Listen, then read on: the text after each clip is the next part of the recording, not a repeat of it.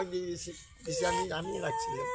এইটা কষ্টের টাকাটা আমার মেয়ে চাকরি করে, আমি চলাছি ঢাকায়, চলার টাকা জোগাড় করছি, করিয়ে 1.5 লাখ টাকা একটা জমি বন্ধক দিয়েছিলাম, সেই টাকাটাই 1 মাস আগে দিছি।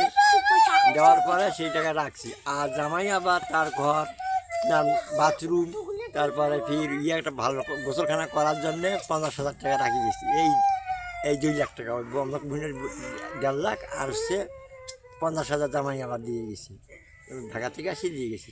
এই টাকাটা আমার ধারিয়া মানে গাছকুর মধ্যে বাক্সের মধ্যে আঁকছিলেন, ধারিয়া ঢুকি আমার এগুলো ক্ষয়ক্ষতি করছে। এটা আমার অনুরোধ ইয়ের কাছে, রাষ্ট্রপতির কাছে আমার অনুরোধ, প্রধানমন্ত্রীর কাছে আমার অনুরোধ। আমার খুব গরিব, ছেলে নাই, 3টে মেয়ে। আমার খুব দুঃখের বয়সে, খুব কষ্টের বয়সে, এলাকার বয়সে সবাই জানে আমার কষ্টের বয়সে।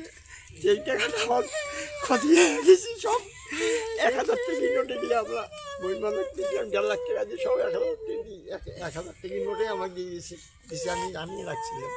এইটা হচ্ছে 2 লাখ টাকা, পুরে 2 লাখ টাকা। এখানে একটা 500 টাকা নোট থাকে, সব বলে